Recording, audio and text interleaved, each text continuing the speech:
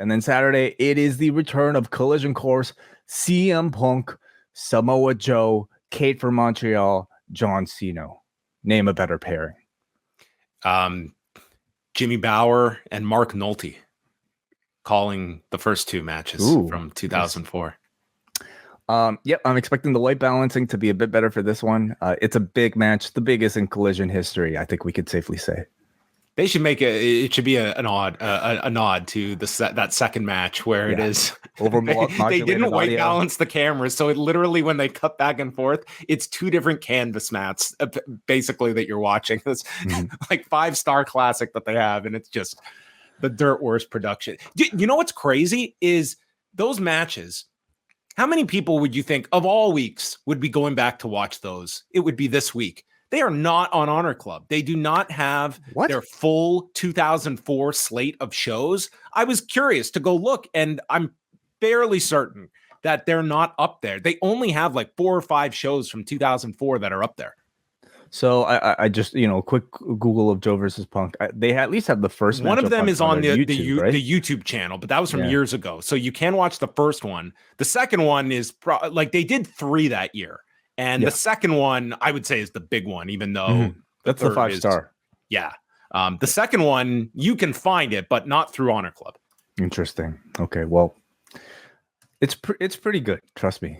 Does it hold up? And will Saturday live up to it? I feel that they better have promos and do a big deal on Dynamite on Wednesday. I think they really need to build that one up. Like, they have the story, they have the history, and they should not just leave this to announcing it and then you tune in on Saturday. I feel they should really build this up on Wednesday. You've got all the footage. Like, you bought this library. This is your example this week to really use it, and more than just like a road to on YouTube. Like, use Dynamite. We don't have this hard brand split. There is no earthly reason why Punk and Joe should not have promos on Wednesday to build up this match. And if Punk is winning this, if Punk is winning the tournament, I should say, I almost feel this should have been the finals, because I can certainly see Punk and Hobbs being the final. And if Hobbs is winning, okay, my point is irrelevant. But if Punk is winning this whole tournament, this does feel like the biggest match. Whether it's Punk and Starks, Punk and Hobbs, to me, Punk and Joe is the biggest match you have in this tournament. And we'll find out what it means this week for, like, this is these two, the last time they were in a ring together was 2005 in terms of throwing out the 6-man from a few weeks ago. Yeah. And I think there are a lot of factors involved in making this, a semifinal match. I mean, if this is, Collision that you're essentially booking, you want by week, what is this, 4? Coming up is 4. A hot must-see match, to wait for. I don't even know if the finals are taking place on Collision. Where are the finals? Yeah, they're doing them in Calgary the next week. Gotcha. Okay. Well, maybe week 4 is where they wanted to peak it. I mean, what better place to do it than Regina, Saskatchewan? I think throw them a bone. It's been a while. Yep. And I also don't know if Punk is going to win the tournament. I mean, I also don't think it's a sure thing that Punk even beats Joe. I mean, I don't know if you want to have Punk lose, but I could see him getting screwed out of a victory. It's not like you need to build a winning streak, storyline with CM Punk. And the story is, CM Punk has never beaten Samoa Joe. Does he need to beat him now, or do you keep the streak going, even by maybe a Jay White coming in and screwing him out of a victory? So again, this is all stuff that I think you need to tell that story like this week. Like, there's so much history, and at the end of the show, I mean, they were promoting it as Punk Joe 4.